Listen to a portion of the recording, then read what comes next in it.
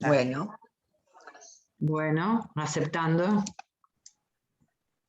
Bueno, buenos días a todas y todos. Les damos la bienvenida para otro encuentro científico, con el placer, digamos, de la presentación de un libro.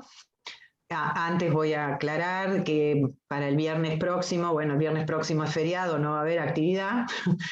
Y el viernes 15 va a haber una actividad del grupo de cultura que organizan, que organiza Mirta Kleinborg y Marta Sadne, que va a presentar Rubén Di Marco. Así que ya van a ver la difusión. Y ahora, eso sería el viernes 15.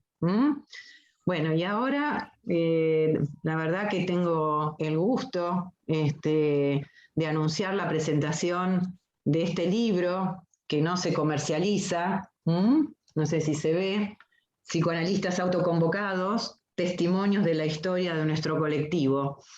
Este es un libro que no se comercializa y que muy generosamente eh, psicoanalistas autoconvocados nos han dado 2 ejemplares que retiré de Letra Viva y que voy a llevar a la PPG, ni bien pueda, y que pasarán a estar en la biblioteca.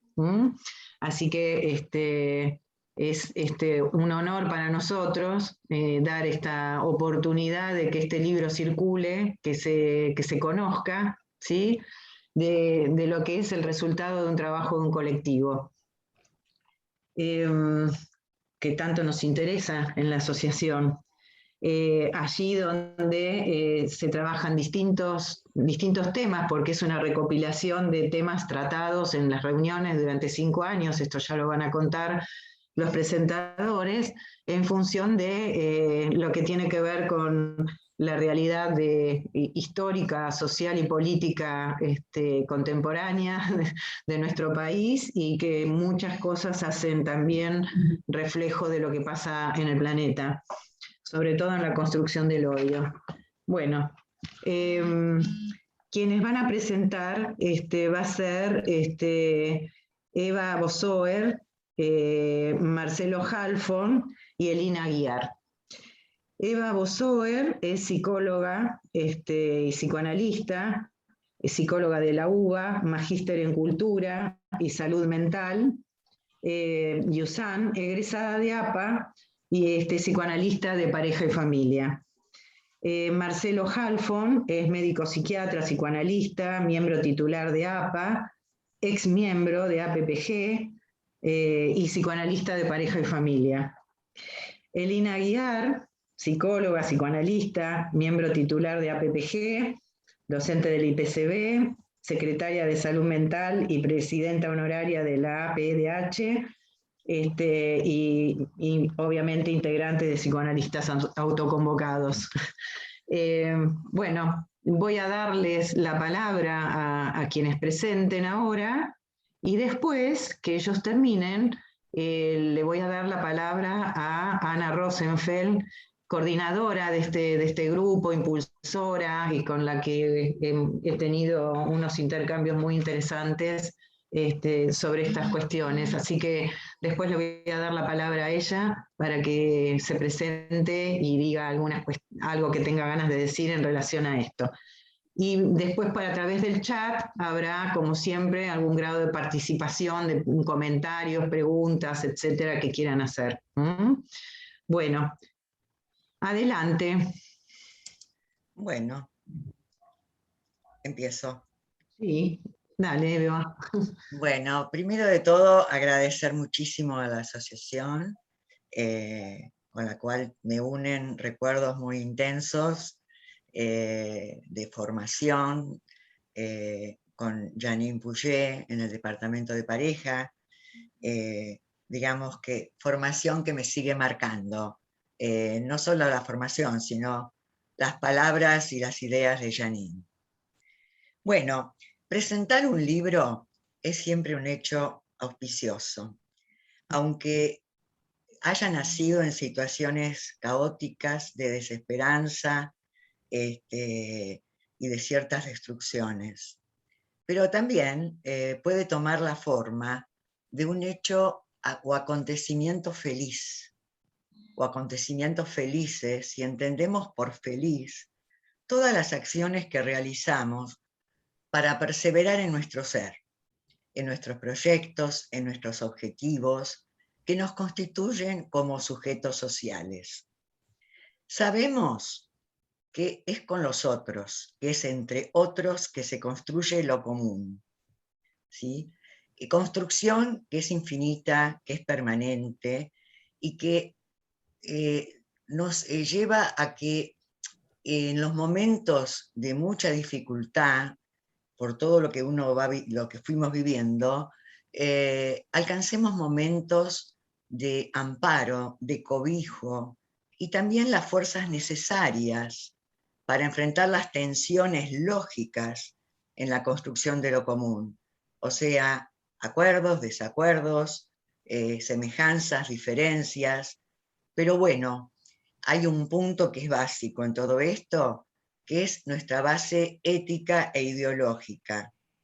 Nuestra consigna declara que es inclusión, paz y trabajo, como como seguimos perseverando en nuestro ser.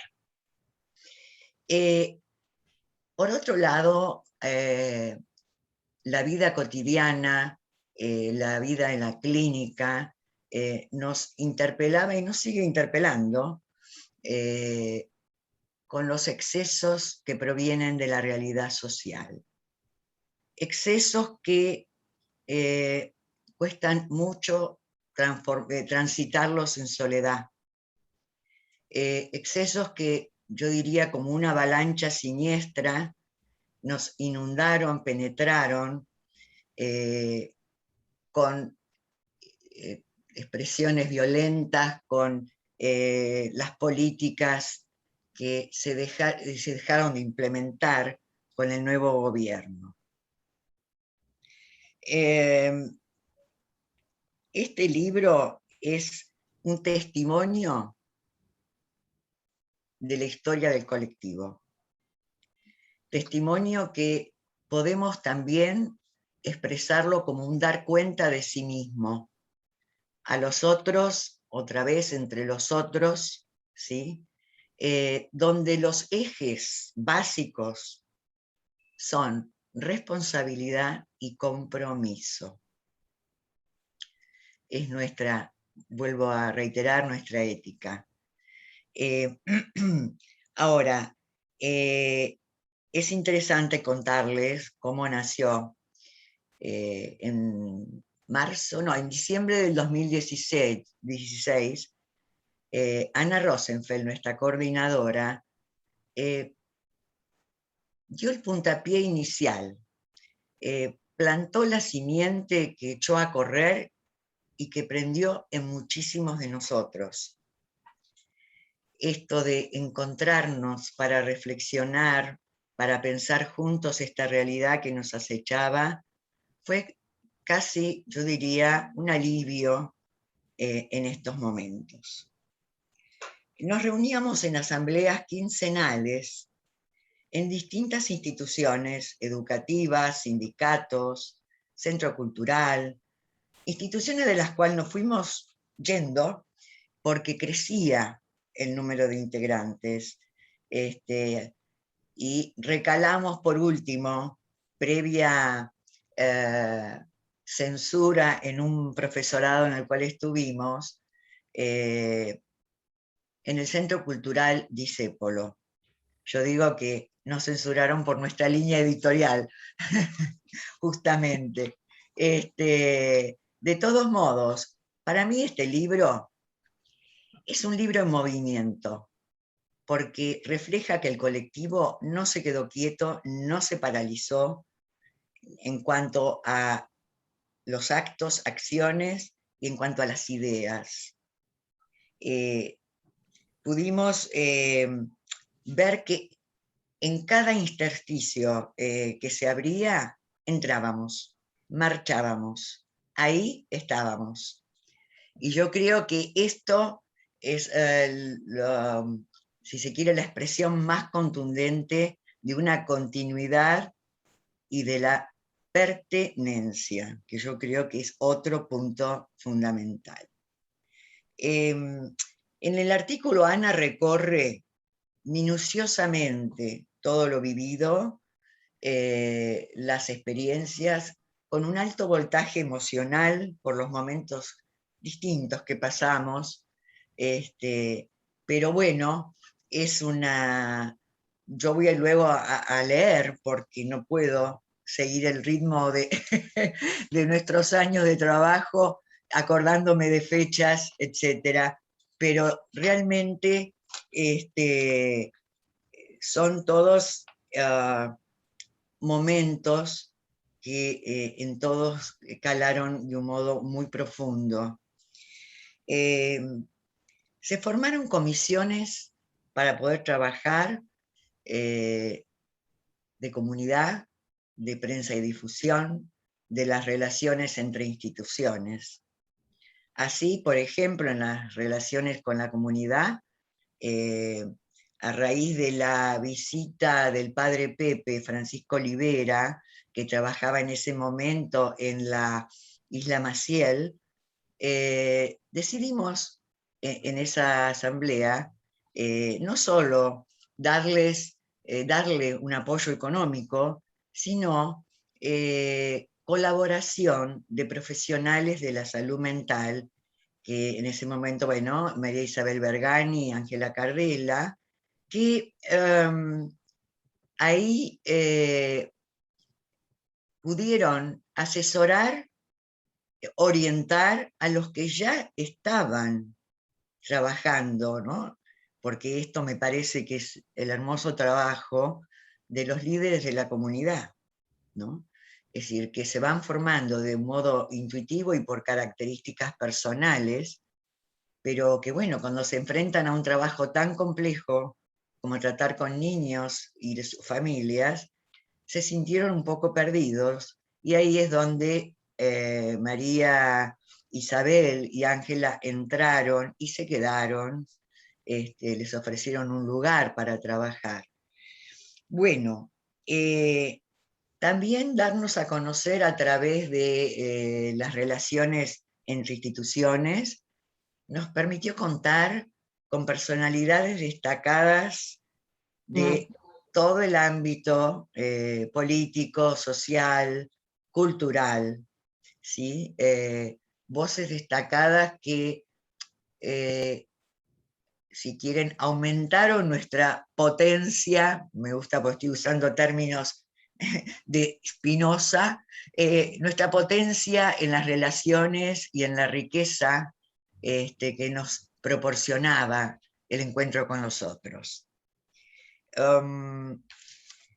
El tema es que creo que es fundamental aclarar que tenemos un perfil político, independiente, pluralista. No todos tienen trayectoria y militancia política, pero sí hay unos cuantos que lo tienen. Las asambleas estaban divididas en dos partes, una parte donde se debatía la coyuntura actual de los días previos, la coyuntura política, social y económica, y en la segunda parte era que participaban nuestros invitados. ¿Invitados qué? Del colectivo tuvimos las palabras de Julia Brown, Rafael Paz, Vicente Gali y Janine, la recordada Janine, que intervenía realmente siempre, continuamente. De afuera del colectivo, Ricardo Foster, Menfo Giardinelli, Noé Gittrick, Jorge Alemán, Jorge Elbaum, Graciana Peñafort, Vicente Cito Lema, Horacio González, otro que se fue, ¿qué más? Marcelo Viñar, Jorge Rashid, Róvere, Oscar Laborde, Gustavo Silvestre, Alcira Argumedo, otro valor, que se fue, Alberto Kornblit, Julián Guarino, me apuntan, veo, sí, apunten porque hay muchos y no los tengo todos registrados. Héctor Recalde, el historiador Chumbita, Sergio Palazzo, el juez Zaffaroni, Gabriel Alegre, Norberto Galasso, realmente figuras de un valor impresionante que nos enriquecieron muchísimo con sus aportes. Y confirmaban que estábamos en un camino, bueno, que había que seguir transitando, pero que era el camino. La primera movilización del colectivo fue en el 40 aniversario de la dictadura cívico-militar. Ahí fuimos con nuestra pancarta, con la foto de los desaparecidos, con nuestra consigna de paz, inclusión y trabajo. Luego, el 28 de abril del 2016, participamos del primer paro general junto a 300.000 trabajadores que salieron en protesta por los despidos y la política económica. Quiero decir que esta salida en las movilizaciones fueron producto de decisiones que se tomaron en la asamblea, ¿sí? De participar en distintas actividades. El 24 de mayo de 2016 participamos en un taller en el Congreso Argentino de Psicoanálisis. Acá quiero hacer una pequeña... Ah, sí, perdón. Leopoldo Moró también estuvo. Gracias, Claudia. Quiero hacer un pequeño comentario. Ese es el primer encuentro personal con psicoanalistas autoconvocados, y realmente les tengo que decir que fue un hermoso alivio. Hermoso alivio suena un poco... Sí, los alivios pueden ser hermosos. En cuanto a encontrarme por fin con gente con la cual podía pensar abiertamente, salir de un silencio, y no solo del consultorio, sino salir del silencio que uno a veces se autoinflige, ¿sí? Y se muestra. Bueno, en ese congreso fue presentado por primera vez el manifiesto, nuestro manifiesto. Esto fue en la Facultad de Derecho. Ahí fuimos cuestionados por los colegas que organizaron el congreso, porque decían que no se debía juntar el psicoanálisis y la política. El manifiesto repudiaba las medidas económicas del nuevo gobierno, el endeudamiento nacional, el desmantelamiento de los programas de educación, salud, desaparición de programas como el Plan Igualdad, Procrear, Conectar Igualdad, Procrear, limitación del presupuesto para el CONICET, para las instituciones universitarias, y empezó la persecución política mediática a opositores. También manifestábamos contra la detención arbitraria de Milagro Sala y la violencia policial en las manifestaciones. Ahora, a nosotros no solo nos preocupaba el país, sino el rumbo que observábamos iban tomando las políticas neoliberales en los gobiernos populares de América Latina. En ese espacio, en nuestro espacio, en las asambleas, también nos dimos discusiones acerca de los errores cometidos en el anterior gobierno para llegar al gobierno macrista. El desconcierto, la desesperanza, la desilusión, el no entender cómo las clases, los sectores populares podían apoyar a Macri. El clima de estos debates era realmente febril, sentimientos encontrados, enojos, desilusión, impotencia, pero también el convencimiento de que, a pesar de todo, el hecho de estar juntos y pensar juntos y ayudar a pensar nos llevaba a sortear las crisis y salir de cierto escepticismo. Otro interrogante muy importante que se desprendía un poco de lo anterior era cómo incluir la subjetividad social en la clínica diaria en momentos de crisis. ¿Era lícito incluir nuestro posicionamiento o debíamos mantener la neutralidad y optar por el silencio? Como nos dijo Rafael Paz en una de sus intervenciones, desde siempre, dice Rafael, la implicancia política produce desestabilizaciones y que es el nuestro un trabajo en soledad. Y recordó, el recorrido histórico del psicoanálisis en Europa entre las guerras y también en nuestro país. En julio del 2017 participamos en el Congreso Internacional de Psicoanálisis, realizado en el Hotel Hilton. En ese contexto dialogábamos con psicoanalistas del exterior y de nuestro país que querían conocer nuestra experiencia. Y realmente fue un diálogo donde se escucharon las voces de Yolanda Gampel de Israel, de Marcelo Viñar y Javier García de Uruguay, de Gabriel Dorner, que estaba en esos momentos en Barcelona,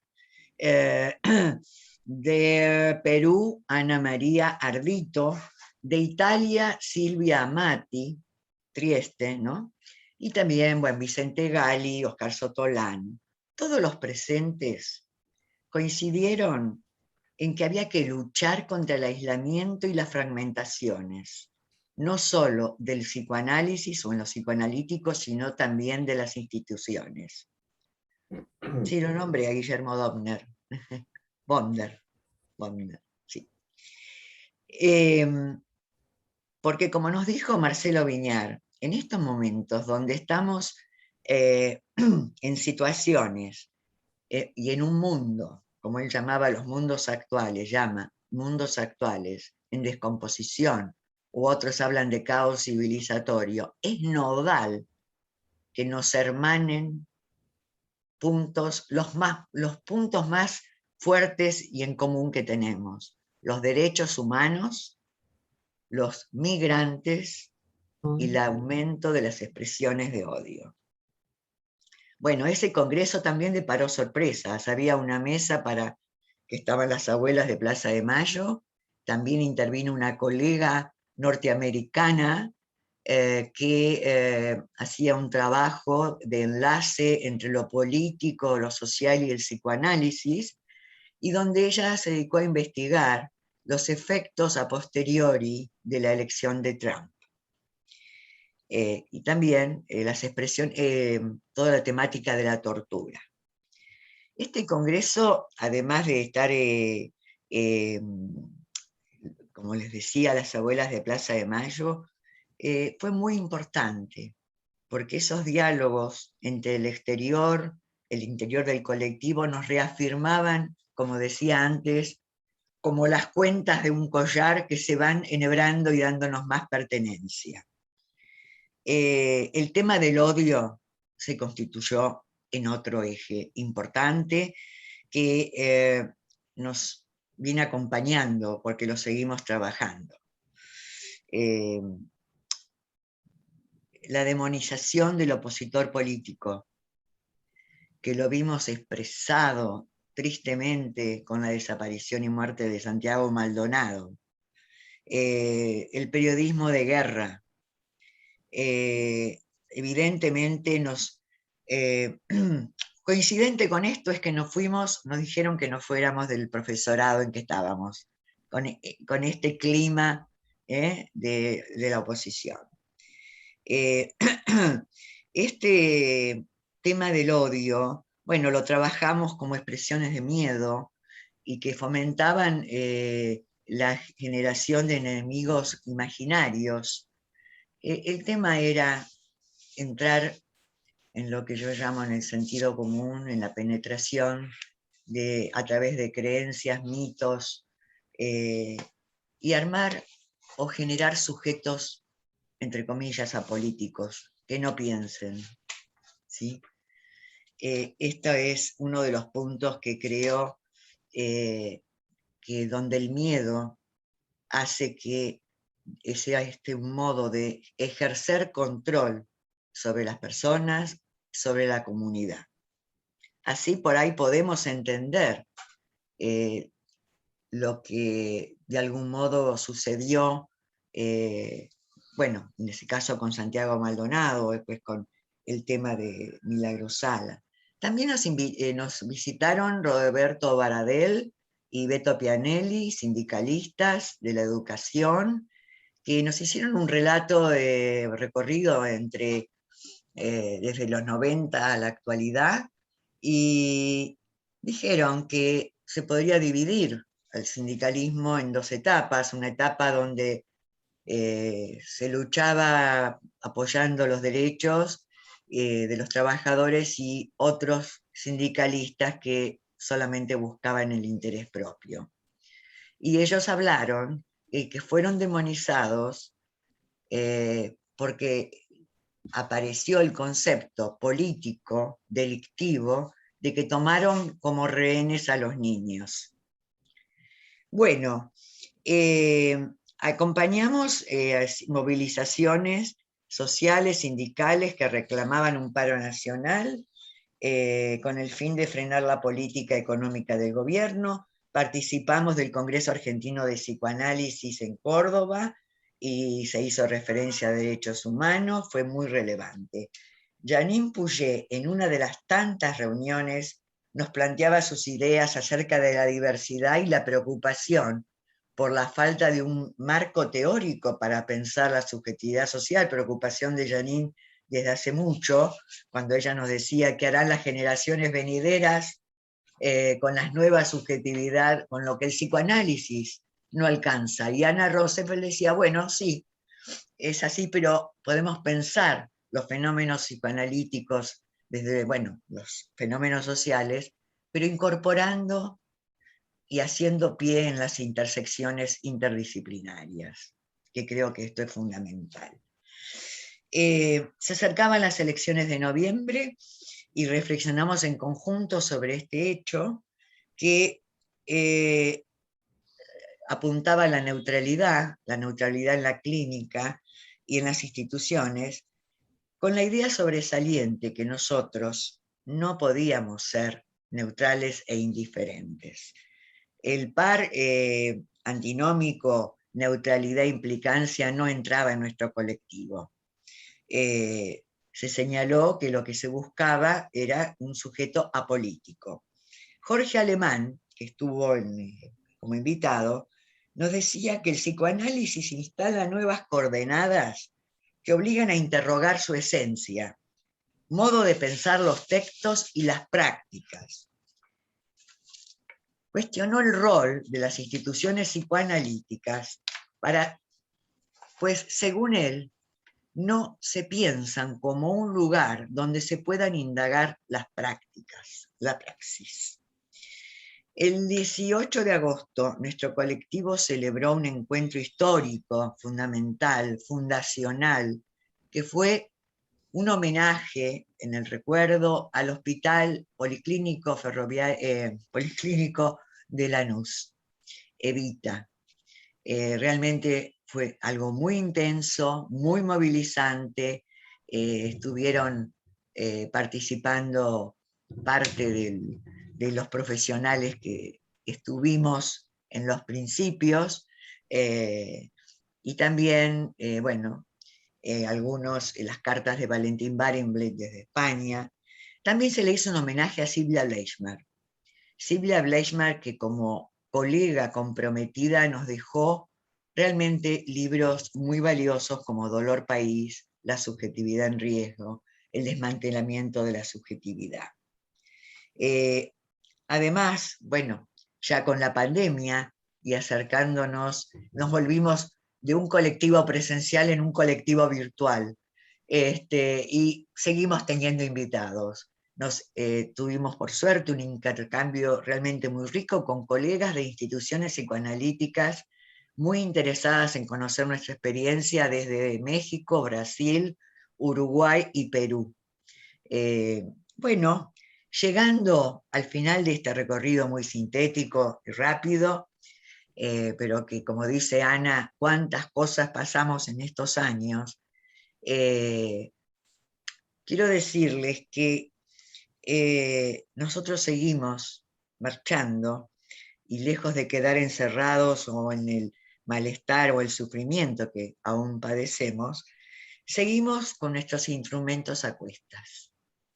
El diálogo, las asambleas, la palabra, las marchas en cuanto podamos, que son nuestras herramientas frente a lo que vemos y que necesitamos defender, la dignidad de los otros, que es nuestra propia dignidad. Así que bueno, les agradezco y cedo la palabra a quien corresponda. Gracias, Eva. ¿Marcelo o Elina? ¿Cómo quieren? Adelante, Elina. Bueno.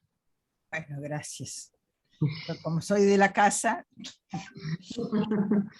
ustedes, lo que vos digas, Nélida. Dale, dale, Elina, te han cedido el paso, vamos. Muchas gracias, caballero. Claro. Compañero. Claro. Bueno, como recién algo de esto decía Eva, es frecuente que se plantee como escandaloso, como pecado epistemológico, pensar psicoanalíticamente lo que sucede en la escena social. Esto no es del año de la Escarapela, es de ahora. Nos dicen es política, los psicoanalistas no podemos hacer política. En este libro leerán a colegas debatiendo y pensando políticamente la realidad social como sujetos sociales. Si no, nos convertiríamos en psicoanalistas robotizados, sirviendo esto de encubrimiento a una censura corporativista y o política. Las relaciones, las necesidades institucionales, una relación dogmática a la teoría, no darían lugar a nuevas preguntas. Como dijo Eva, somos políticos, independientes, pluralistas, lo que no estoy diciendo partidarios, sino un pensamiento político. Por ello este libro es necesario para reconocer y comprender las alteraciones emocionales, como dice Julia Brown, y de la subjetividad social a nivel individual y colectivo, que son producto de las frecuentes graves transgresiones sociopolíticas. Como escriben los autores de psicoanalistas autoconvocados, ellos emprenden un trabajo para desnaturalizar el statu quo de las situaciones de injusticia social vigentes. Al no naturalizar la crueldad, se ven obligados a analizar cada situación y diferenciarlas entre sí, comprometiéndose en ello, implicados. Se intenta analizar, a lo largo de los capítulos, las condiciones en que se producen, y va a analizarlas como resultado de principios de acciones cuyos efectos son productores del daño que observamos. Estamos implicados todos, con distintas responsabilidades, pero en todos los casos somos responsables de nuestra posición subjetiva, frente a los acuciantes problemas que vive gran parte de la población. Hoy salió que el 52% de los niños es pobre. Es una cifra alta, es cierto que bajó, pero es una cifra altísima. Somos testigos, como bien dijo Eva recién, y no espectadores. Damos testimonio y actuamos en consecuencia. Por ello, en psicoanalistas autoconvocados, como bien nos relata este libro, no toman los hechos como hechos consumados, sino que en cada capítulo resalta el compromiso para transformar la crueldad vigente. Implicarse constituye un trabajo psíquico contra las propias tendencias humanas a desresponsabilizarse, quizá evitando conectarse con la propia impotencia. Como decía Arendt, la maldad también puede ser causada por la ausencia de pensamiento. Los psicoanalistas estamos impulsados desde distintos ámbitos, institucionales muchos, a regirnos por la ética de lo posible. Sin embargo, en este libro nos encontramos con colegas que trabajan en situaciones límite, con personas marginadas y estigmatizadas para que puedan tener un lugar en la trama simbólica. Por ello, de este rico libro, elegí para presentarles el capítulo de la vulnerabilidad a la conquista de derechos, relato de una experiencia de trabajo en salud mental en la isla Maciel por las colegas Ángela Cardela y María Isabel Bergañi, que está acá en nuestro auditorio, y a quien saludo. La Fundación Isla Maciel estaba a cargo del padre Paco Oliveira. Después nos contarás, Isabel, por qué lo trasladaron, entre comillas, porque es un trabajo lo echaron. formidable. Lo echaron. Sí. Lo echaron y está en Merlo. En Merlo Está en Gómez. Merlo, sí. Merlo Gómez, Partido de Libertad. Estaba muy comprometido, como nosotros cuando nos echaron del Instituto del Profesorado. Bueno, entonces ellas estaban en la Isla Maciel, estaban que el padre Paco Oliveira es del movimiento de curas en opción por los pobres, quien convoca a las colegas a asesorar a las educadoras de la Casa del Niño. En la isla, históricamente estigmatizada, tienen como objetivo mejorar las condiciones materiales y simbólicas y propiciar un acceso equitativo a los derechos. El trabajo de construcción comunitaria de la Fundación va al rescate de la subjetividad amenazada. Las colegas comienzan a formar parte del equipo de la Casa del Niño, se van conociendo, observan y delinean estrategias de abordaje a partir de los emergentes que registran. Los niños se van acercando y reconociéndolas como la seño que escucha. Las charlas son espontáneas. Este interesante abordaje, nos relatan, estuvo centrado en el par dialéctico sujeto-mundo de Pichon-Rivière. Es lo que Ulloa llamará inscribir los saberes del pueblo en los saberes académicos. Paulo Freire dirá, la cabeza piensa allí donde los pies pisan. Ellas están dispuestas a pensar lo que observan y esperan poder producir alguna, aunque sea, dicen, mínima transformación. Creo que ya el hecho de valorarlos, de mirarlos, de sostener un deseo de mejor vida para con ellos, es un soporte narcisístico para poner límite a la destructividad hacia ellos. Las seños se ofrecen para soportar y sostener amorosamente las penosas situaciones que relatan los niños, sus figuras parentales y las educadoras. Son lastimosas las condiciones de existencia de estos habitantes. Convivir con las penurias de grandes sectores sociales supone una convivencia con la crueldad. Ellas operaban oponiéndose a la resignación aprendida, este término que conceptualizó Juan Martín Baró, que fue el jesuita psicólogo asesinado en la República de El Salvador, creo que en el 93, a esta resignación aprendida, ellas oponen una actitud obstinadamente activa y apasionada. Ellas observan que los niños captan muy atinadamente las problemáticas socioeconómicas de su entorno, como otros niños de otras clases sociales no lo pueden hacer. Se trata de familias de un peregrinar migratorio por las inundaciones, madres con tobilleras penitenciarias, padres o madres que hacen changas, cartonean o tienen prisión común o domiciliaria por delitos menores relacionados con estados de necesidad extrema. Son niños con un alto porcentaje de problemas de lenguaje, nos dicen, expresivo comunicativo, y fallas en procesos de simbolización, con déficits prenatales causados probablemente por un insuficiente nivel nutricional. Muchos cuentan con familiares fallecidos, mejor dicho, asesinados, por la violencia policial. Estas situaciones producen aislamiento en los niños, que no lo cuentan a los otros, por temor a ser burlados. El hecho de que puedan charlar con la seño y ser contenidos y comprendidos por ella mejora sus niveles expresivos. La estigmatización social que los niños sufren, estos trágicos sucesos y los problemas económicos y adicción y la violencia familiar que padecen, hacen que la contención de las señas se vuelva muy importante, esencial.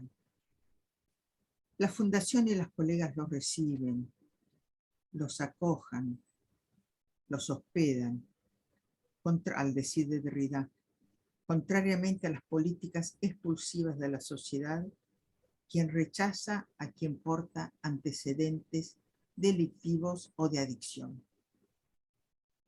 Como dice Freud, y ellas lo citan, una cultura que deja insatisfecha a un número tan grande de sus miembros no tiene perspectivas de conservarse de manera duradera ni lo merece.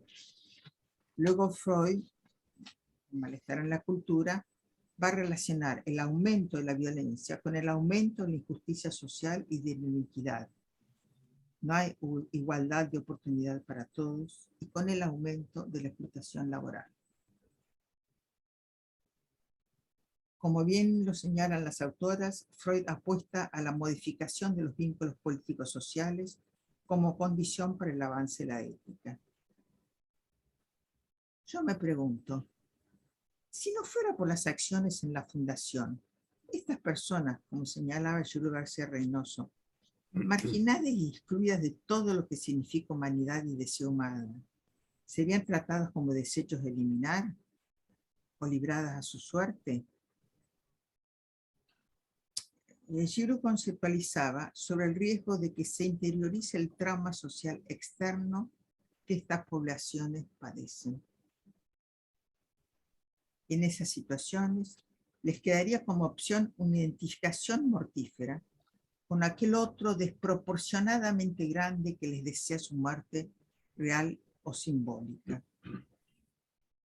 Estas identificaciones mortíferas se inscriben como trauma psíquico, el deseo de muerte de otro o de otro ocupado en ese lugar.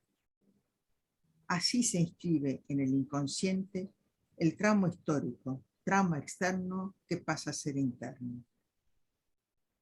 Como decía Julio García Reynoso, todo acontecimiento real implica una traducción e inscripción psíquica. Esta situación de trauma repetido se inscribe en el inconsciente como deseo de muerte del otro. El trauma acá es el deseo de muerte del otro con mayúscula. En situaciones de extremo desamparo social, como las que nos relatan las colegas, los padres y madres no pueden ser siempre soportes de vida para sus hijos. Ellos mismos están desamparados, así como sus niños, abandonados en la realidad que exige la marginación y la muerte. Por ello pienso que es tan valorable el trabajo de las colegas y de la Fundación Isla Maciel, para pasar, como ellas dicen en el subtítulo del capítulo, de la vulnerabilidad de la conquista de derechos. Un trabajo de subjetivación encomiable.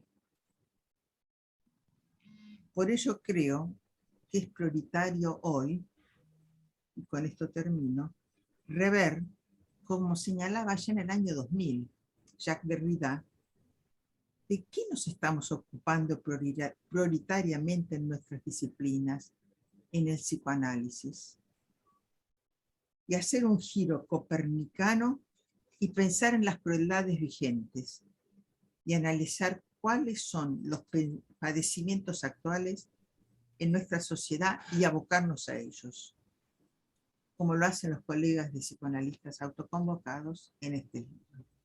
Gracias. Gracias, Elina. Bueno, a ver, Marcelo, te escuchamos con mucho gusto. Bueno, ¿qué tal? Buen día a todas y todos.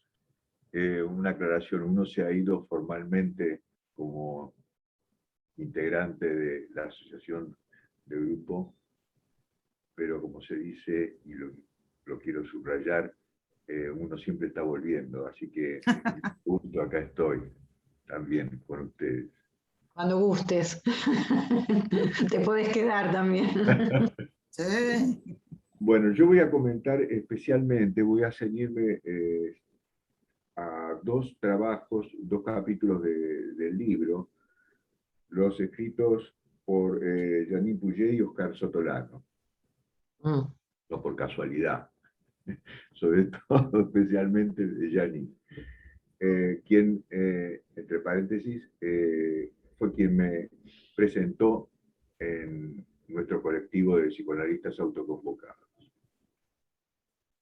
El texto de Janine Puget, de la incertidumbre anquilosante a la incertidumbre creativa, nos ubica situacionalmente. La diferencia entre ser actores de producción de subjetividad en la actualidad, pero también ser contemporáneos. Tener esa suficiente distancia para ver luces, oscuridades, claroscuros, y poder pensar, la cito, no dejarnos enceguecer por el exceso de luz mediática. En la producción de subjetividad social, la generación de opiniones debe ser cuidadosa en delimitar prejuicios y creencias que se nos instalan a modo de certezas. Ya lo anticipó también Eva en su comentario. E incluirlas en el análisis y no remitir permanentemente a los contextos familiares e infantiles, ni quedar atrapados en la semejanza, percibiendo las diferencias. Ubicarnos como sujetos en un mundo contingente y siempre inesperado. Es una clínica muy distinta de la ortodoxa. El material de la subjetividad social lo incluye también en la sesión, y hablando de Janine, con su metodología y su técnica, muy distintas de la clásica, no emitiendo el mensaje explícito o implícito al paciente de que ese no es el verdadero análisis. En ese terreno, por supuesto, debemos reconocer en Janine una pionera y una revisora de las concepciones clásicas. Nos introduce en otra diferencia fundamental, que es la que existe entre masa y diversidad o conjunto diverso. Conocemos clásicamente la descripción de Freud en Psicología de las Masas sobre ese compacto homogéneo que no reconoce diferencias y que está referido fundamentalmente a un líder bajo la forma de la identificación. Esa conceptualización está totalmente revisitada por Janine desde una lógica heterogénea, diversa, múltiple, donde no cabe la homogeneización, sino las diferencias singulares en la posibilidad de discutir ideas, plantear desacuerdos, introduciendo un concepto clave en la metapsicología pugetiana, la incertidumbre que existe en todos los vínculos, diferenciando la intervención de la interpretación, hacer activa su clínica a través de una actitud que tenga más que ver con la suplementariedad que con la complementariedad, con la interrogación y no con el determinismo. Es imperdible la anécdota que incluye en el artículo, en su capítulo, sobre sus viajes en taxi. Digo que casi es un clásico, lo voy a contar también en el trabajo de Oscar Sotolano, esto de lo que se percibe de la realidad social y de la subjetividad social viajando en un taxi. Como consecuencia de esta anécdota, ella se imagina en su propio análisis una escena contando algo de lo sucedido y mostrándose en estado de perplejidad, de descoloque, términos bien pugetianos, frente a la situación y seguramente respondiéndole o interpretándole a ella, su analista, que la realidad que ella vivía seguramente era muy distinta de la que le gustaría tener. Bueno, aparecen preguntas que apuntan a la contingencia, la provisoriedad, lo inesperado, y a todos los frenos defensivos que habitualmente tratamos de ponerle a ese estado, nuevamente, de descoloque, como dice, que nos presenta la realidad. Con la expectativa que ésta sea sin conflictos y que nos ahorre el trabajo de pensar. Otro concepto claro, muy claro y caro al pensamiento puyetiano, como es su estilo habitual diseñado bajo el formato de interrogantes más que de respuestas, es la producción de subjetividad en los nuevos vínculos. En las nuevas organizaciones familiares o de pareja aparece el concepto agambeniano de profanación. Agamben era uno de sus autores predilectos, junto con Badiou, Derrida. Se profanan los valores transmitidos generacionalmente porque se hace algo nuevo, distinto. Elegir es hacer y también profanar. Elegir cómo hacer. Se profana la idea de completud. Reflexiona Janine que cada vez elegimos menos. ¿Por qué? Condicionados por la moda, el capitalismo y el consumo, haciéndonos creer de que somos propietarios infinitos o que pertenecer implica ocupar lugares fijos. Nos trae las malas noticias, como se dice, de que estamos en constante movimiento, que la realidad que vivimos es necesario hacer un trabajo para alojar, como se dijo, lo suplementario, lo diferente, lo ajeno. Y hacerse responsable de la capacidad de elegir y del puro presente.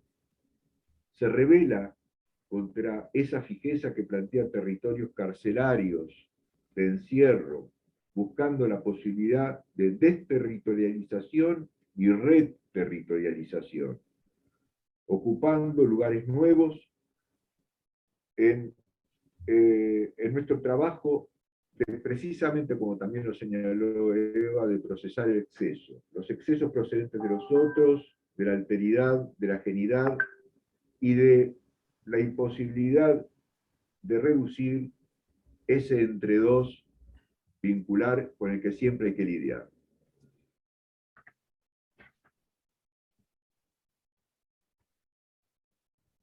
Hace un breve listado, finalmente, de las reacciones posibles frente a aquello que excede o suplementa. Como nos trae la figura del intruso, del extranjero, del inmigrante, rechazados por la intolerancia de lo que excede, llevando a expulsar lo diferente, al extranjero invasor. Otra, la fragmentación de los territorios, aquello que se hace muchas veces con alojar en distintos espacios, los famosos estados de excepción, o simplemente descartar, invisibilizar, ignorar las diferencias, buscar las semejanzas permanentemente, frases como, esto ya lo dijo Freud, o esto me hace recordar aquello que sabemos tan citadas por Janine, simplemente por no tolerar hacer algo que es trabajar aquello que diferente y excede la tendencia a homogeneizar las diferencias, banalizarlas, extremarlas. Y finalmente, estar más a favor de la idea de ir contra A que a favor de. Me quedan unos minutos para el comentario del trabajo de Oscar Sotolano, ¿verdad? Oscar comienza acá haciendo un raconto acerca de la historia de los movimientos psicoanalíticos institucionales dados a fines de la década del 60, principios del 70, los movimientos de plataforma, de documento, centro de docencia e investigación, los libros Cuestionamos 1 y 2, la revista Topía, desembocando en este movimiento que pertenecemos, el de psicoanalistas autoconvocados, generado a partir de la época, como ya se dijo, del triunfo electoral de Macri, y subrayando que a pesar de las diferencias, o gracias a ellas, que dentro del mismo colectivo existen, el elemento común tiene que ver con aquello descartado históricamente, como también ya se dijo, en las instituciones psicoanalíticas y que, digo yo, casi es una mala palabra, la relación entre política y psicoanálisis. Y en particular, las consecuencias de las políticas llamadas neoliberales, no solo en nuestro país, sino en el mundo. Yendo específicamente a la construcción del odio, acá quiero hacer dos asteriscos. Uno sobre otro capítulo del libro donde se habla del odio también, que lo trae Mabel Kusevich, y otro que también trae sobre el tema del odio Hugo Bianchi en su capítulo. Pero bueno, retomando el concepto de odio como lo desarrolla Oscar, empieza con unas citas. La primera: a partir del momento en que no podemos considerar más al diferente como nuestro semejante, preparémonos entonces para el infierno. El infierno es el odio. Cita de la hermana Véronique Mavron, una teóloga francesa. La otra cita corresponde también a otra francesa, Sartre, mucho más conocida: el infierno son los otros, de su obra Puertas Cerradas. Pero es la tercera cita que hace Oscar la que me parece todo un hallazgo en su trabajo. Conocemos como Homo hominis lupus, el hombre es un lobo para el hombre, que Freud nos recuerda en El malestar en la cultura. Pero esta es una versión amputada por Hobbes de la formulación de Plauto, casi 2000 años antes. El poeta afirma lo mismo, pero a la vez algo muy distinto, porque la frase completa, el hombre es un lobo para el hombre, y no hombre cuando desconoce quién es el otro. Bueno, Oscar nos alumbra sobre la relación entre el odio y la mentira, tema ya trabajado por él, y también el privilegio de las prácticas del marketing publicitario, donde no solo es imprescindible conocer los vericuetos del capitalismo y del neoliberalismo, o sea, del formato actual, sino también de cómo se va apoderando y produciendo subjetividad social. El hallazgo también es la cita de Durán Barba. Sabemos a quién nos referimos, ¿verdad? Frase textual de Durán Barba: los votantes no se mueven solamente en pos de su bienestar, sino que también lo hacen buscando que le vaya mal a otros que le caen mal. La envidia mueve mucho más que la conveniencia. Acá dice Oscar: Durán Barba parece haber leído a Melanie Klein o a Monique Kerr. Sigue Durán Barba: el votante se mueve fácilmente por pasiones negativas y en muchas ocasiones es más sencillo conseguir votos en contra de un candidato, votos de quienes detestan al atacado, que a favor de tesis programáticas. La metáfora del torero y el toro, de cómo el torero busca en definitiva que el propio toro sea el que termine provocando su muerte. Solo se puede matar de esta manera a un toro de lidia. Su instinto lo lleva a arremeter con más fuerza.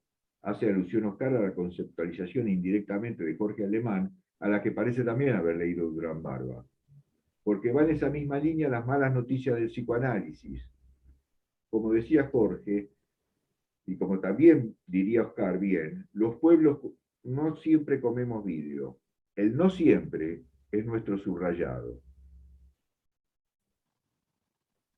Oscar cita también a Marx en el Capital, al final del capítulo 15, dice: la producción capitalista solo desarrolla la técnica y la combinación del proceso social al mismo tiempo que agota las dos fuentes de las cuales brota toda la riqueza, la tierra y el trabajador. O sea, ni Marx ni Engels traen buenas noticias, ni Freud tampoco. Ecocidio y genocidio están en el corazón del capitalismo. Nos dice Oscar que la violencia, la agresión, la muerte, el odio están en el seno del capitalismo, de lo que se llama acumulación originaria. La lógica individualista del self-made man se da a patadas con cualquier perspectiva que jerarquiza la comunidad humana.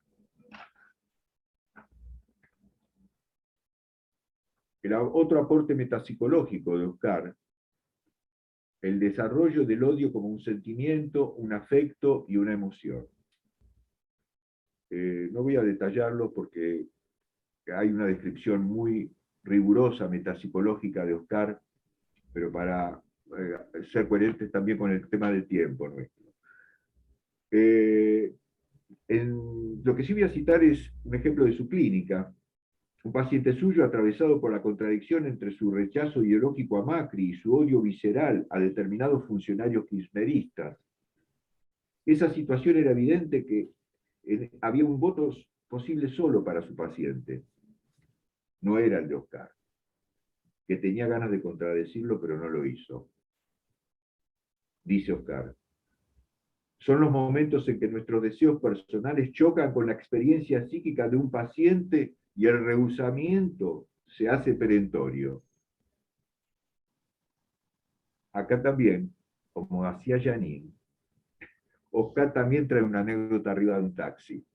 desopilante. Les recomiendo su lectura, donde describe brillantemente el odio implantado, como lo llama él. Y como sabemos muy bien, ¿puede ser que tanta gente vote en contra de sus propios intereses arrastrados por el odio?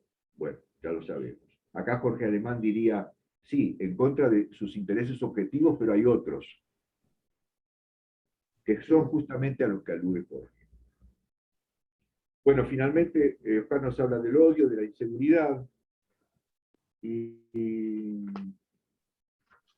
bueno, puedo seguir, pero quiero terminar con esta idea, que se nos trata de imponer una ciudadanía abúlica y escéptica, que odia a todos los políticos por igual y que fomenta la antipolítica en el corazón de la política neoliberal. Podría seguir, pero dejo acá. Está bien. Gracias.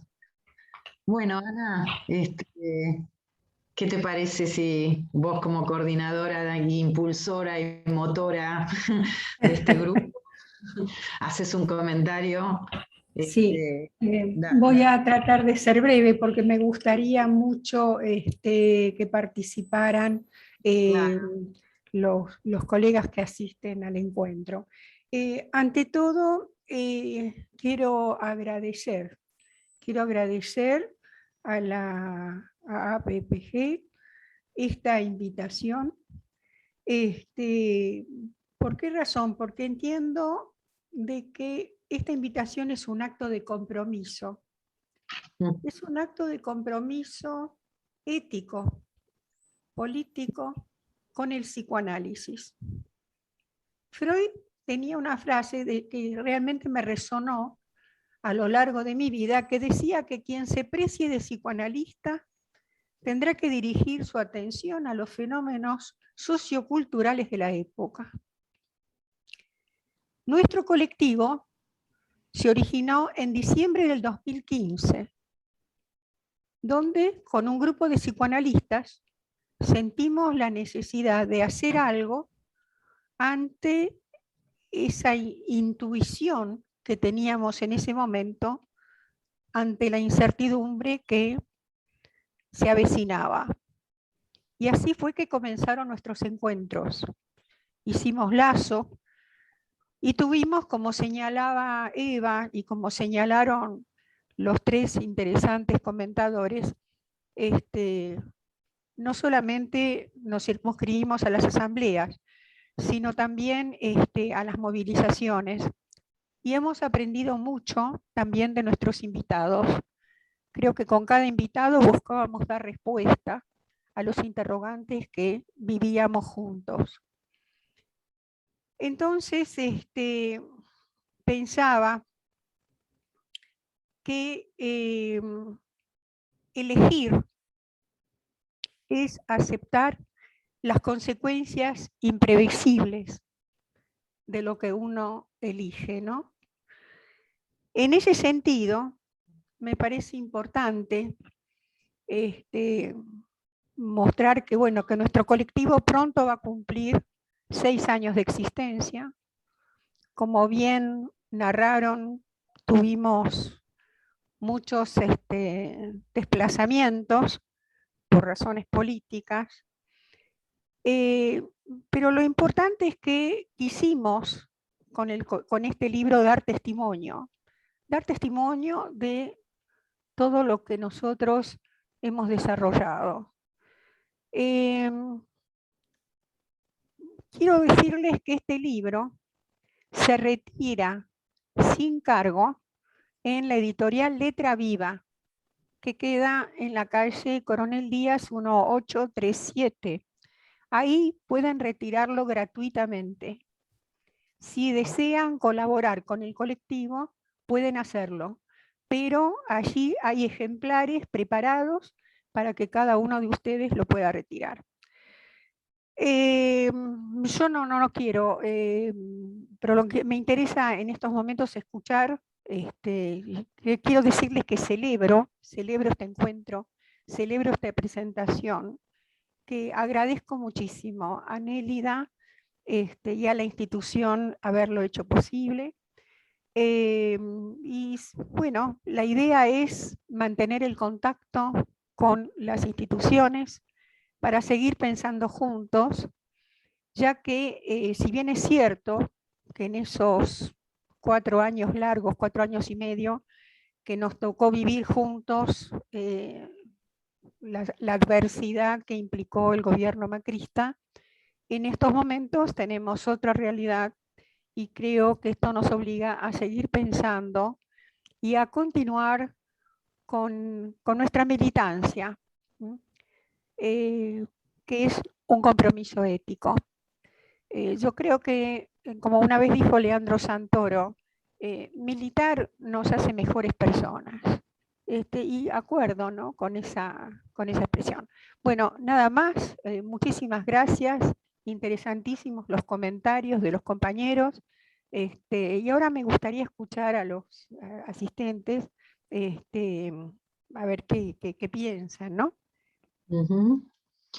Bueno, muchas gracias, Ana, muchas gracias a los 4 y a los autoconvocados, a todos, que ustedes los están representando hoy. Me resulta muy emocionante pensar en esto que tiene que ver con el compromiso ético, ¿no? Con la implicancia y con el compromiso ético, y los intentos siempre de que el psicoanálisis salga de los lugares de encierro, abstraídos de una realidad que no se puede ignorar, y que a veces se pretende, ¿no? Como si la realidad subjetiva no tuviera que ver con la realidad social, política, económica, etc. La verdad que agradecerles enormemente la generosidad, la entrega también de estos libros, para que estén en la asociación, además de lo que acabas de decir, que cada uno puede retirar si quiere en letra viva un ejemplar, y que me parece maravilloso que lo hayan dejado, que hayan dejado tantos testimonios escritos, ¿no? Con el valor de la escritura, que es inconmensurable. Bueno, vamos a tratar quería comentarte que tanto el origen de este colectivo como el libro fue un modo de construir ante tanta destrucción que estábamos viviendo, ¿no? Eso quería agregar. Sí, claro. En ese momento. Digamos, si hay algo que están haciendo y que han hecho con este libro es hacer lazo, ¿no? Que siempre están en riesgo. Siempre están en riesgo. Así que, bueno, me parece, no sé, Patricio, si se puede, no sé si se puede abrir los micrófonos si alguien quiere decir algo, porque, bueno, por ahí, aparte de agradecer por el intento. Habilito para que cada uno pueda poner su micrófono. Bueno. Un segundo. Sí, por favor. Hay varios saludos y agradecimientos, emociones. Acá preguntan si el libro ya está en letra viva. Sí, ya está. Por eso yo decía al principio que había retirado los 2 ejemplares para la biblioteca de la PPG, porque sí, están ahí. Ya Ana acaba de confirmar que están también ejemplares allí. Bueno, agradecen Perdón, a... las personas que lo van a retirar, que invoquen el nombre de la institución. Claro. Porque la encargada lo entrega con esa aclaración, ¿no? Es decir, quien va a retirarlo, que informe que viene de la Asociación Argentina de Psicoterapia, entonces le van a entregar un ejemplar. Claro. Hacer una pregunta. Bueno, probemos si quieren cada uno probar para hablar. Bueno, ¿qué querías decir, Elina? Quería hacerle una pregunta a Isabel Bergañi, que debe andar por acá. ¿Qué pasó con la Fundación Isla Maciel? Sé que al padre Paco lo echaron, pero de ahí en más no sé nada.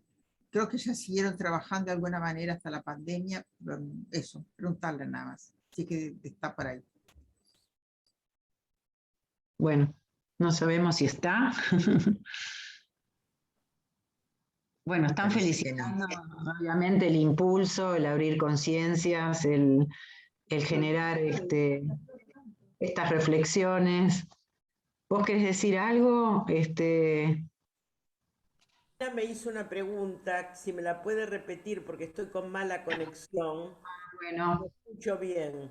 Sí, sí que al padre Paco, María Isabel, sí que al padre Paco lo echaron de alguna manera, lo trasladaron. ¿Qué siguió pasando? ¿Tenés idea? No, cuando nosotros nos incluimos, el padre Paco ya no estaba como párroco de la fundación, como párroco de la isla, mejor dicho, pero la fundación, que tenía ya varios años de existencia, seguía funcionando con un coordinador muy eficiente, muy comprometido con toda la problemática y de las, No. y de las necesidades como decimos, un trabajo, materiales y simbólicas. Y bueno, el padre seguía conectado, visitaba la fundación, aunque oficialmente el obispado lo retiró de la función pastoral, pero su función social continuaba. Así que nosotros nos incluimos, digamos, dentro de los equipos de la fundación, particularmente en la Casa del Niño. Y tuvimos que suspenderlo por la pandemia. claro.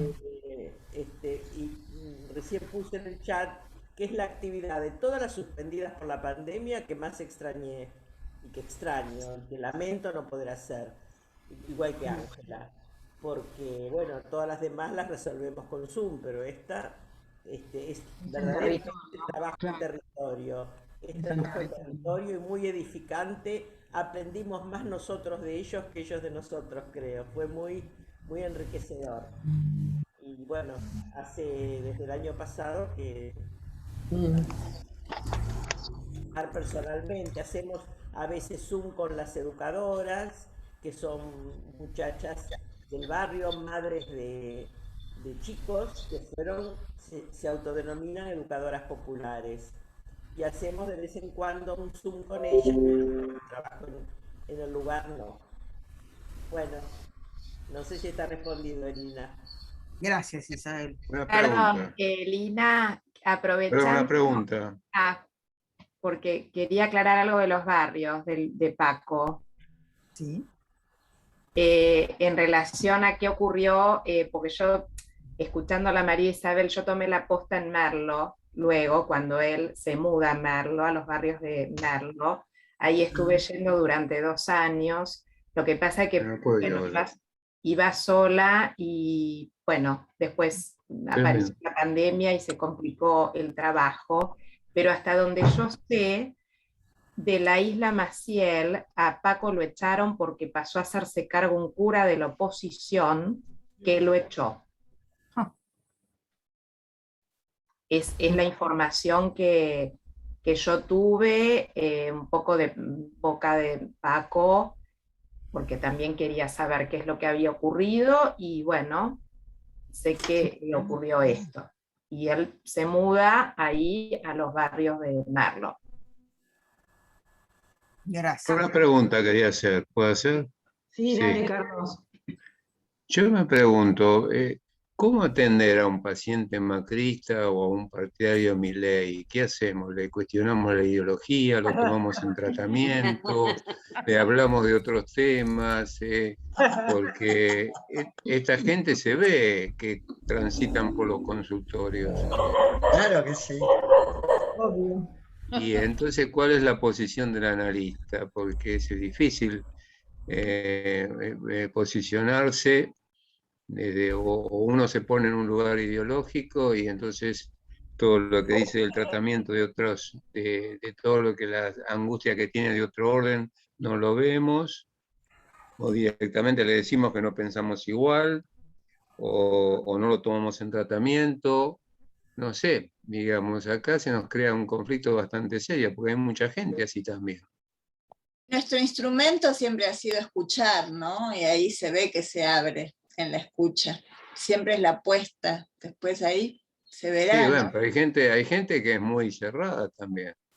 Sí, sí. Sí. Yo creo que es un tema difícil, este que vos planteás, y y realmente los pacientes que llegan a la consulta no siempre piensan como el psicoanalista.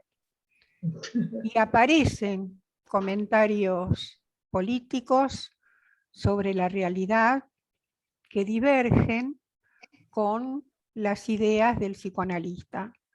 Pero yo creo que es difícil, es conflictivo, y que es importante pensar cómo posicionarnos en esas circunstancias, de manera tal de no agregar un conflicto más a los conflictos que ya trae el paciente. Es un tema delicado, complejo, que merece un panel de discusión y de debate para poder pensar juntos sobre este tema. Yo tenía una paciente que estuvo en la marcha del 18F y ella contaba, y claro, en ese momento, en fin, yo tragaba saliva, pero pude trabajar con ella, sigo trabajando con ella, pero era un momento complicado en el tratamiento. Acá Liliana Andrelo me señala algo que es importante, perdón que me vaya del tema, que los que estén interesados en retirar el libro informen sus nombres a Nélida, para que la encargada de la editorial los pueda entregar los libros sin problema, pero donde es importante que se identifiquen. Quiero decir algo más, yo que soy grupólogo, porque en los grupos la grieta se ve mucho entre los pacientes, y entonces hay una doble situación. Si uno se mete en la grieta, termina siendo una discusión de café, ¿no? Donde cada uno dice lo que piensa y no hay análisis. Y si no dice nada, también queda en una posición como que el analista no tiene palabra, ¿no? Entonces es muy difícil la situación que se da para un grupólogo cuando en una grieta conviven gente que además por ahí se conoce hace años, y que muchos son macristas y otros son kirchneristas, están enfrentados, discuten por cada situación que se va dando, y realmente el analista está en una posición muy difícil. Yo pregunto si en ese punto justamente no conviene mandarlos al café, que vayan a discutir de ese tema en el café, porque me parece que estoy de acuerdo con vos. A que empiecen a discutir en una sesión, la sesión de grupo no está hecha para que discutan de posiciones políticas partidarias. No, yo estoy de acuerdo con vos y es lo que yo suelo hacer, digamos. El tema es hablar de las ansiedades básicas que los conmueven y que no tienen que ver justamente con la cuestión política, porque a veces la política se usa como método defensivo para no hablar de las cosas que les pasan a ellos. ¿Cuál? También. O para pelear. Lo último que quiero decir ahí también es el nivel de perversión del paciente o de cinismo, donde yo creo que es inanalizable, porque si no nos prestamos al juego de que nos pongan en una posición de maltrato o en una posición que vengan a descargar su odio, si son verdaderamente funcionarios perversos que han hecho cosas realmente inaceptables. Por ejemplo, no son funcionarios, son gente común. Son gente común. Por eso, no, me parece... Perdón, Estela, a mí me parece que hay algo importante, de lo cual tenemos que tomar conciencia, ya se trate de un tratamiento grupal o de un tratamiento individual. Si uno entra en el juego y se transforma el análisis en una charla de café, uno queda destituido desde el lugar de analista. Estoy de acuerdo. Estoy totalmente de acuerdo. Entonces hay que, así como, perdón, pero si no así se como habla nada y no así se como en el amor permite de hablar. transferencia, perdón, así como en el amor de transferencia, Freud advierte de que podés quedar destituido, acá es exactamente lo mismo.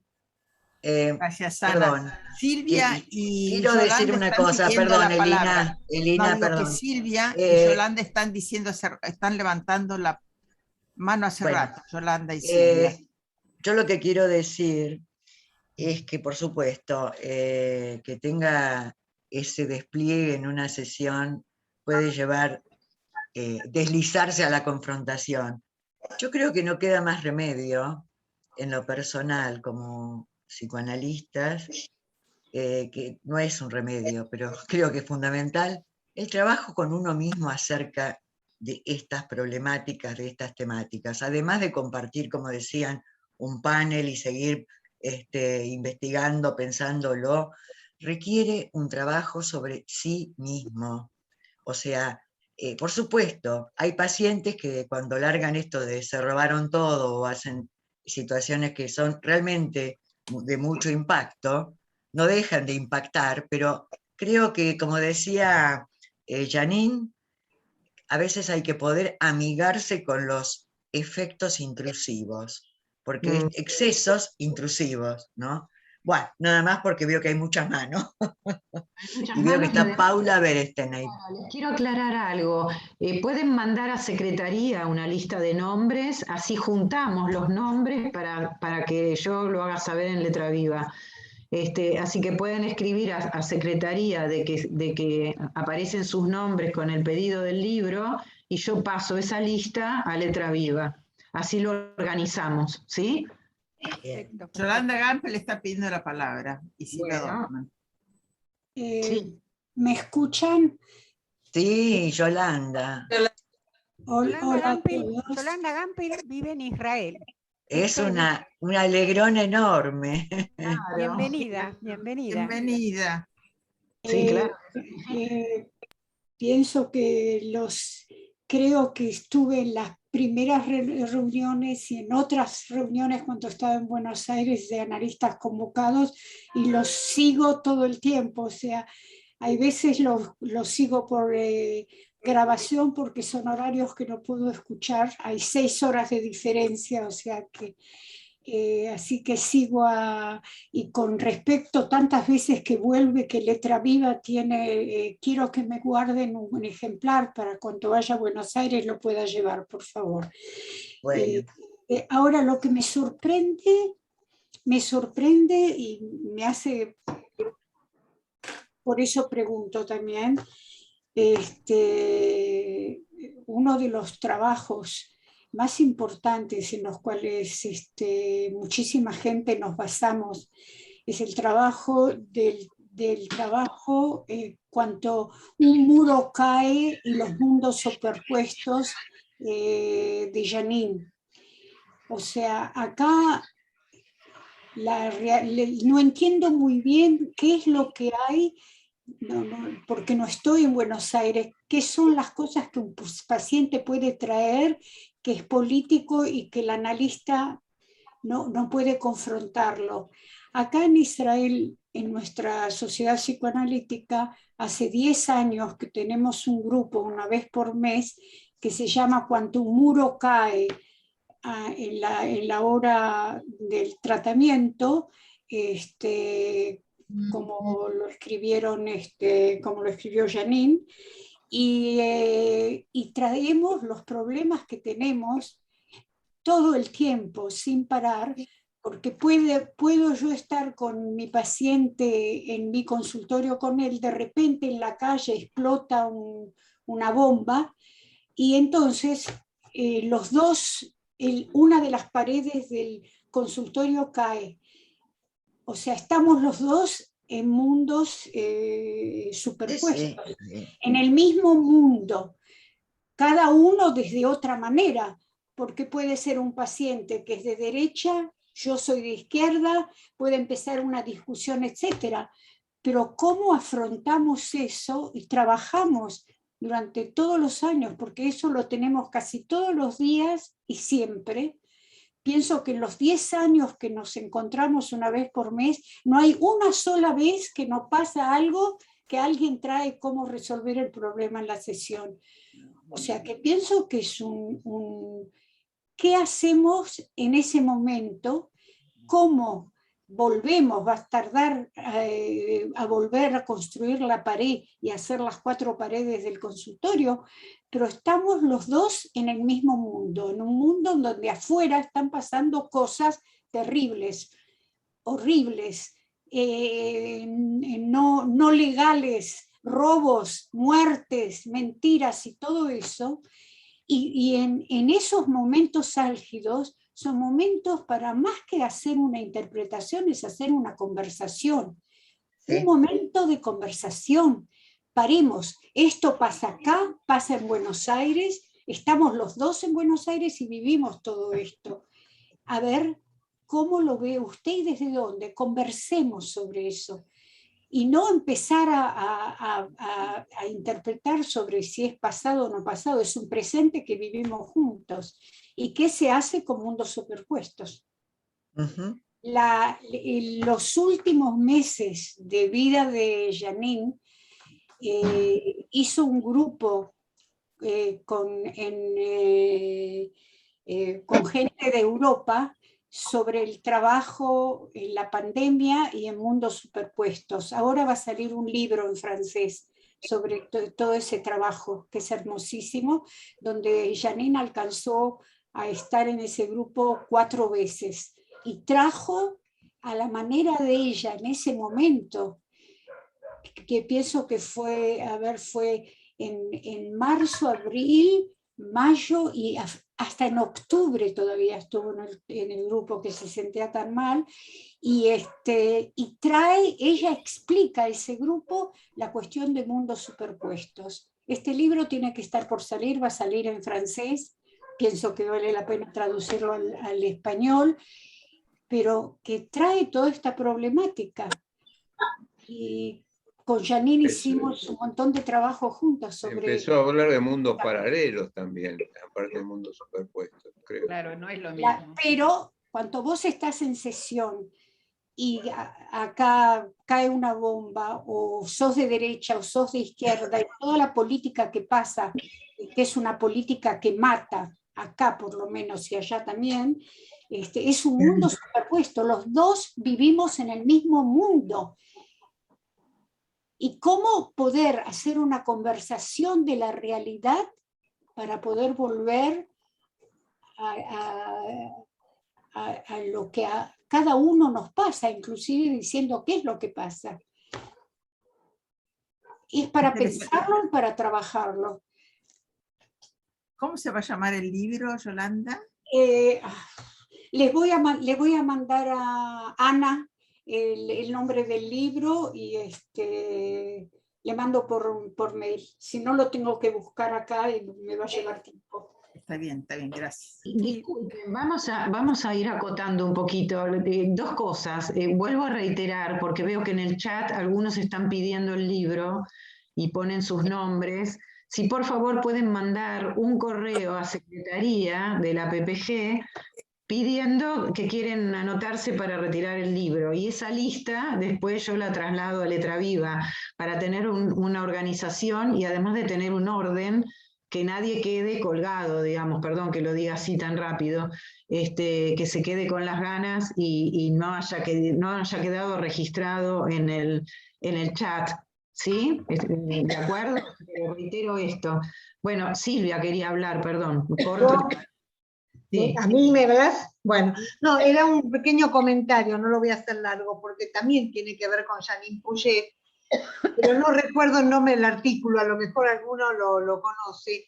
Me acuerdo haberlo leído, me acuerdo que fue Miguel Tibakov el que nos había recomendado que lo leamos, que tenía que ver con un caso que ella comentaba de un paciente en donde también había comentado algo, creo que tenía que ver con que había dado una coima o algo así, tenía que ver con una cuestión más bien ideológica, bueno, no era política, pero todo es político, ideológico, moral, político, y que Janine estaba dudosa si entrar en eso o no, y finalmente entró en ese tema, que era un tema que se supone que no estaba El paciente no lo traía como algo problemático, sino como algo, una obvia costumbre de él de dar una coima o algo así, y que Janine se lo interpretó, se lo mostró, se lo dijo, y de ahí salieron algunas cuestiones que le produjeron muchos cambios al paciente.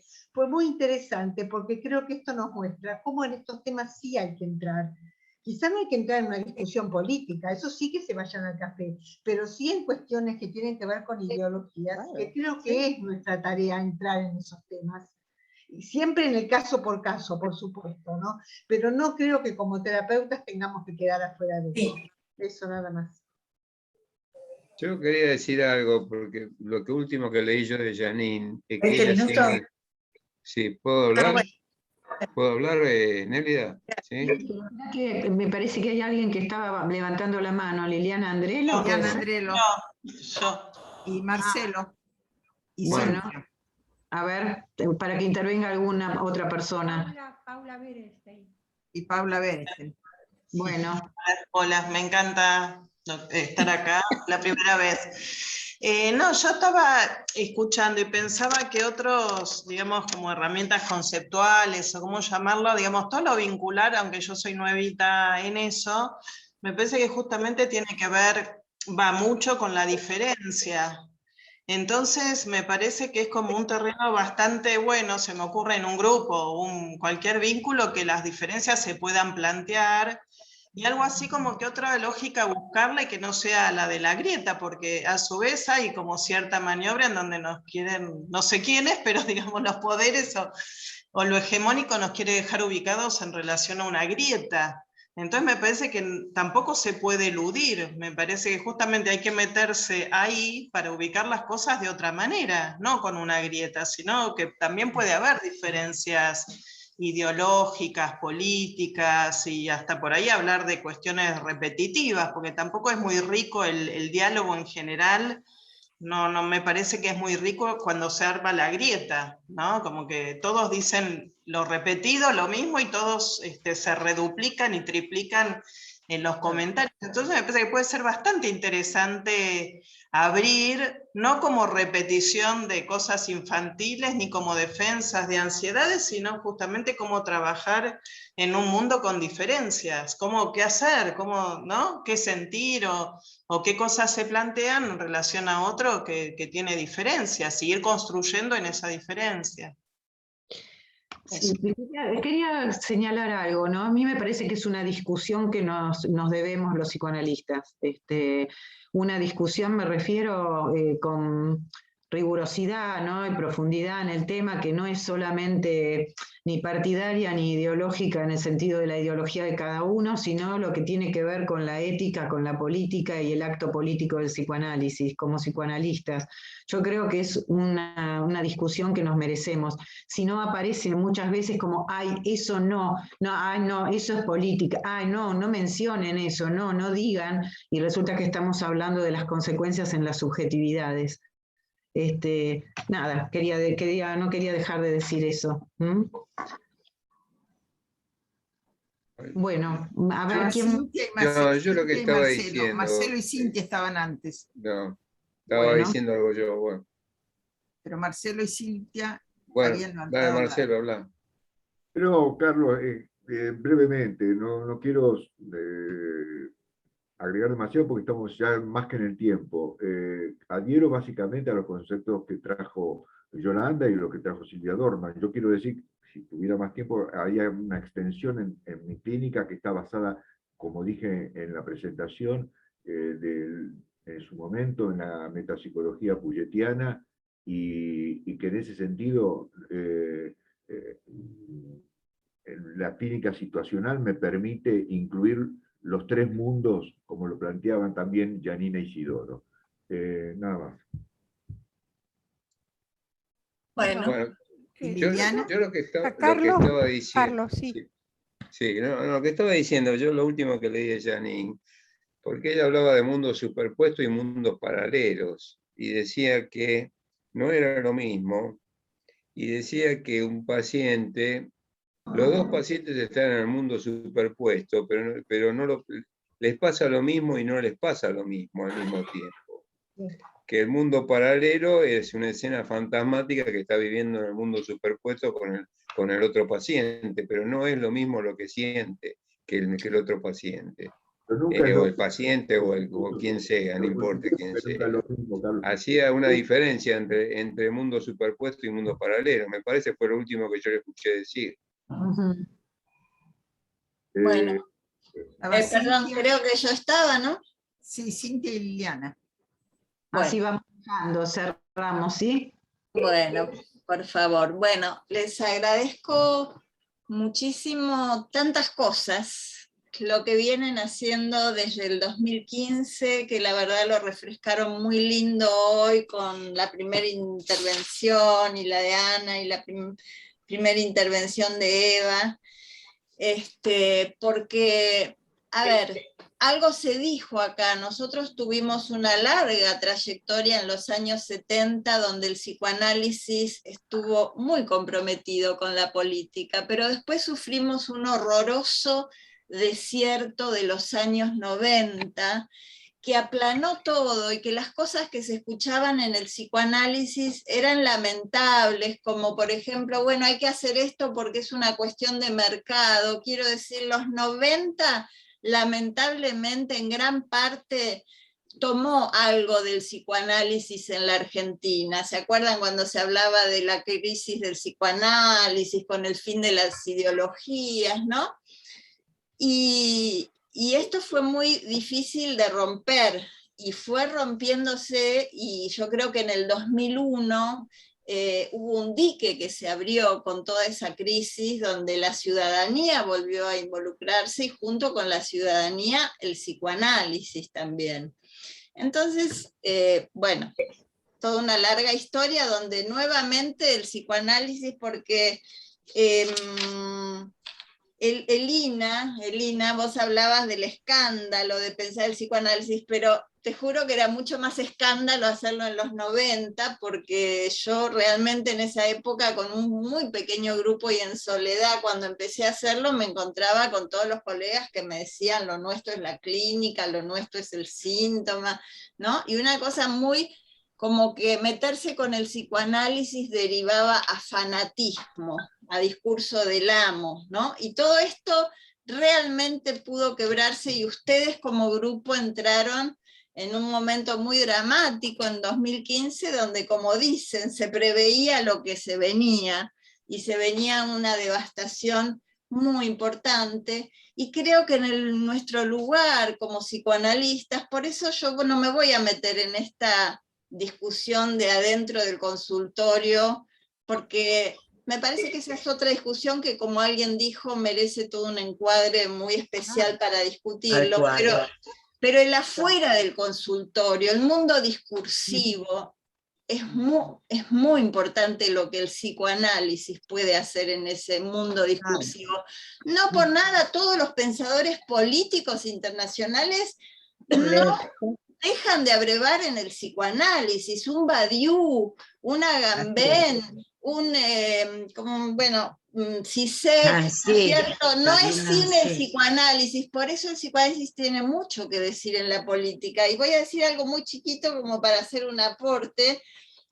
Alguien dijo, Elina, dice sí, porque muchas veces se piensa en lo ética de lo posible, y sin embargo el libro relata trabajos en lugares muy marginales. Entonces yo digo, si algo le dio el psicoanálisis a la política, es poder pensar a partir de lo imposible. El psicoanálisis ya asume desde el vamos que hay un imposible, y sobre ese imposible trabajamos. Es lo que decimos del imposible como causa, el imposible como causa de trabajo, ¿sí? Beckett decía, bueno, yo prefiero seguir fracasando, pero cada vez fracasar mejor. Eso sería como una idea de un imposible activo, digamos, ¿no? Tal cual. Entonces, nada, quiero agradecerles muchísimo la actividad, el compromiso y el libro. Gracias. Gracias, muchas gracias. Y algunos preguntan, el correo es secretaria@aappg.org.ar. No me lo deja escribir acá en el chat. Acá está en el chat, Nérida. ¿Ya lo pusieron? Bueno, listo. Creo que quedaba Liliana, si No sé si se fue. Así dejamos, por favor, tenemos que cerrar y Antes agradecer. que nos corten. Claro, tal Bueno, cual. bye bye. Gracias. Gracias, muchas gracias. Bueno, gracias a Chao. todos. Gracias a Gracias, todos. Bárbara. Gracias. Gracias por la Gracias a valentía del todos. libro. Excelente. Gracias. Gracias por el libro también. Chao a Muchas todos. Felicitaciones por la actividad. Muchas gracias. Gracias.